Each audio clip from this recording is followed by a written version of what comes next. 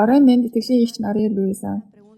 Надад Хосе номын 6 дугаар бүлгийн ишлэл 1-ээс 3-т нэг асуулт байгаа юм. Ирэх түн эзэндээ эргэж буцацгаая. Тэр биднийг тассанж эдгэх болно. Тэр биднийг шахлуулсан ч боож өгөх болно. Тэр биднийг 2 хоногийн дараа тэр амьлуулна. Биднийг 3 дахь өдөрт тэр босгох болно. Тэгснээр бид өмнө нь амьдрах болно. Тиймээс таньж мэдцгээе. Эзнийг мэдхийн тулд шамтацгаая. Үүр цайхан баттай луга адил түүний эрх нь гарцаагүй. Бороо мэд газар дэлхийг туслах хаврын бороо мэд тэр бидэнд ирнэ гэсэн байна. Итгэлийн эгч Мари Луиза, энэ ишлүүдийг надад тайлбарлаж өгөөж баярлалаа. Бурхан таныг ивээг, Бурхан таныг хамгаалж туслах болтугай би танд маш их хайртай. За баярлалаа. Хосе номын 6 дугаар бүлэгт тэр эзэн Есүс Христийн сайн мэдээг тунхлах үеийн тухай ярьж байна.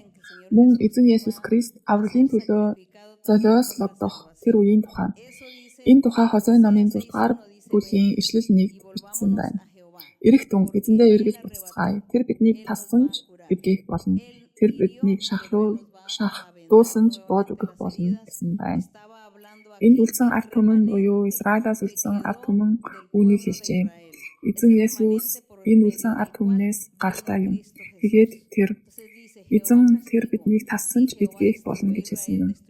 Эзэн сүмээр устгасан бөгөөд дараа нь хаад иш үзүүлэгчүүд байхгүй болж тэр ард түмнээ мартсан. Гэвч Есүс Христээр дамжуулан тэр биднийг дахин сансан.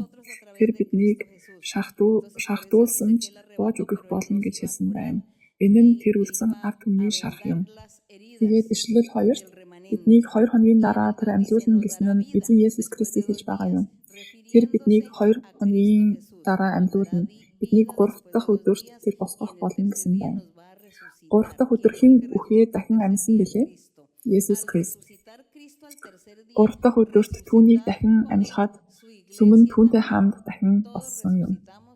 Бид бүгд бэлэгдлийн байдлаар шинжилгээр Есүс Христтэй дахин амьсан юм. Эзэн Есүс Христ тэр 3 дахь өдөр дахин амьсан гэж энэ ишлэл 2-т бичигдсэн байна. Тэр биднийг 3 дахь өдөрт босгох болно. Тэгснээр бид өмнө нь амьдрах болно. Тиймээс анхааралтай байцгаая. Эзнийг мэдхийн тулд шамтацгаая. Үр цайхан баттай луга адил түүний эрх нь гарцаагүй. Бороо мэд газар дэлхийг услах хаврын бороо мэд тэр бидэнд ирнэ гэсэн байна. Энэ нь ариун сүнс яг хаврын бороо шиг газар дэлхийг услах болно гэсэн үг юм. Энэ бороо бол ариун сүнс юм. Энэ бороо хүмүүс дээр Есүс Христийн Евангелиумд иргэсэн хүмүүс дээр буун гэж Бурхан энд аль хэдийн амласан байна. Ариун сүнс бол энэ бороо юм. Тэр үүнийг бидний мэддэг энэ бороотой харьцуулсан байна. Эхний бөгөөд сүүлийн бороо газар дээр, ургац хураалт дээр, тариасан зүйл дээр орж тэрэн дараа нь хоол болдог. Тэгээд тэр 2 төрлийн бороо байдаг гэж хэлсэн байна. Заримдаа зөвхөн баг зэрэг бороо орж дараа нь арай ширүүхэн бороо ороход бүх зүйл урмал ногоо ургаж эхэлдэг. Тэгээд яг хүн шиг эзний бидэнд илгээх бороо ийм л байх болно гэсэн байна.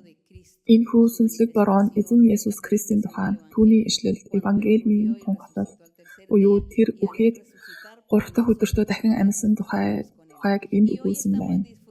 Тэр амьснаар бид ч бас дахин амьсан. Өнөөдөр ч гэсэн бид ариун сүнсний оршихуйд баяр хуйртай байгаа бөгөөд энэ нь эзний бидэнд илгээсэн бороо юм.